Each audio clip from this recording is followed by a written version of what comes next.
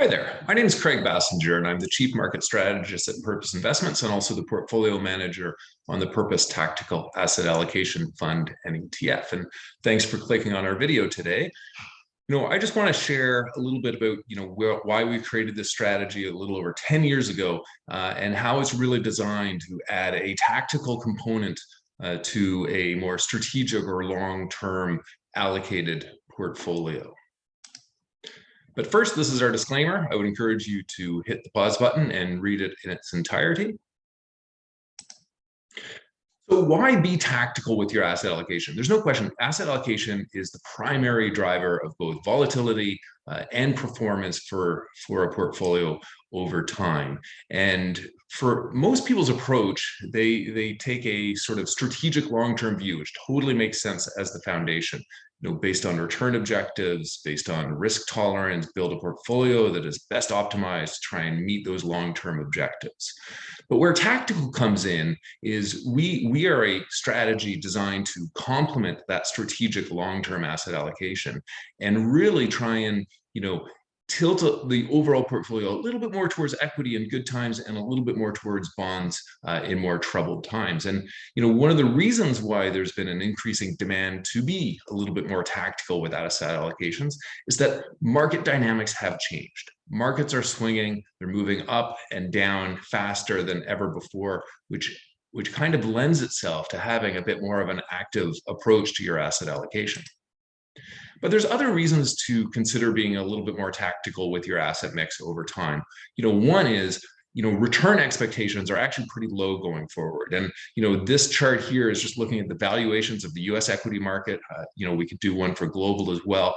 But the fact is valuations are somewhat elevated. And while valuations don't peg or label market tops or bottoms, they are a good predictor of future expected performance. And with elevated valuations, returns are a little bit muted, which means that if you can actually add a little bit of value during those swings along the way, you can really sort of enhance the overall performance for the portfolio.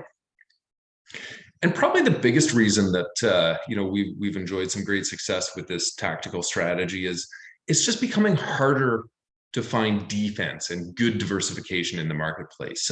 Everybody knows bonds are sort of challenged with the rising bond yield environment right now, and obviously starting from a low base on a low cash flow base. And that's certainly been one aspect that's, a traditional source of diversification is clearly a little bit challenged in this environment.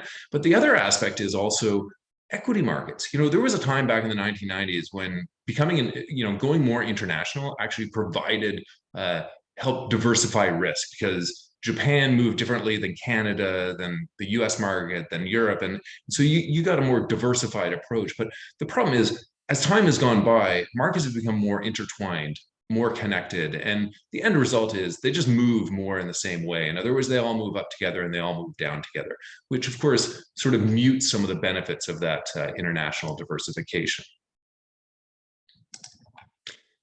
So if people wanted to be tactical, then of course the question is how to do it. You could be a contrarian and read the economic data and the tea leaves and try and figure out where the market is most likely going and then tilt your portfolio accordingly, which I think is a very valuable exercise and a very good approach. But we took a bit of a different approach. We took a little bit more of a rules-based approach, and this is a quant strategy. It is a momentum strategy. So our signals look at the equity market, and if the equity market starts to lose upward momentum, we begin to de-risk. And we begin to de-risk, and when I say that, I mean we're selling equity and we're moving into bonds. We use plain vanilla ETFs to effectuate this strategy. The overall TSX, the overall S&P for the US equity side of things.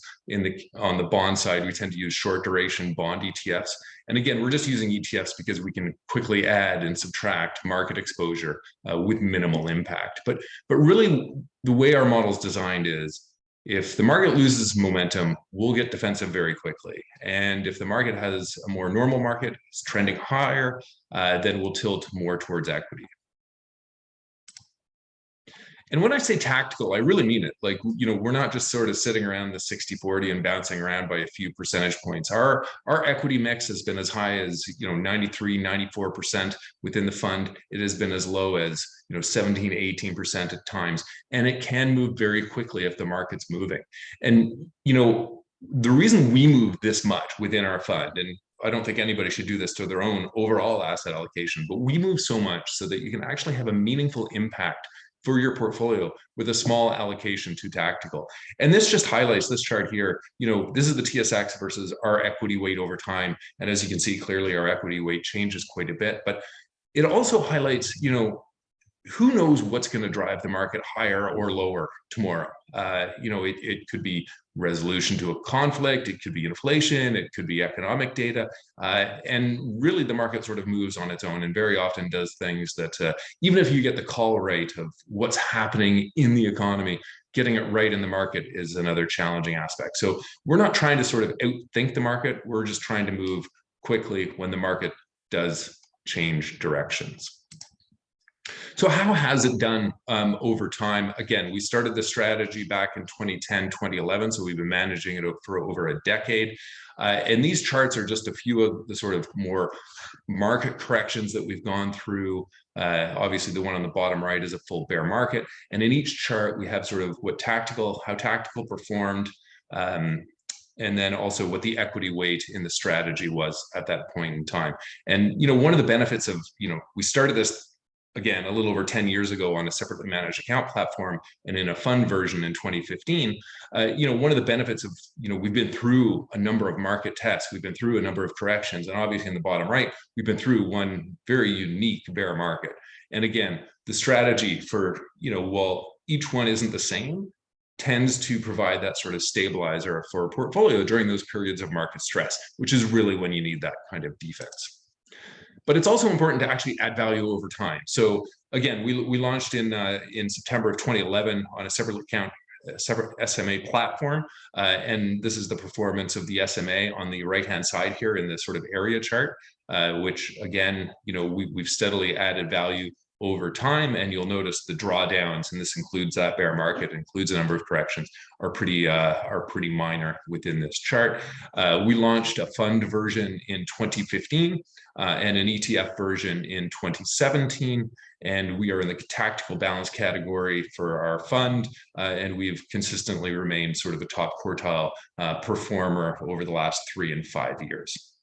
And if you have any questions, please feel free to reach out to your sales representative or give anybody a purpose a call. And we would also encourage you that if you go on the website, there is a more in-depth primer. It's about 33 pages long. Don't worry, it's got lots of pictures, so it's not quite as an ordeal. But again, if you want to really dive deep into the strategy, it is worth taking a look. Thanks for listening and have a good day.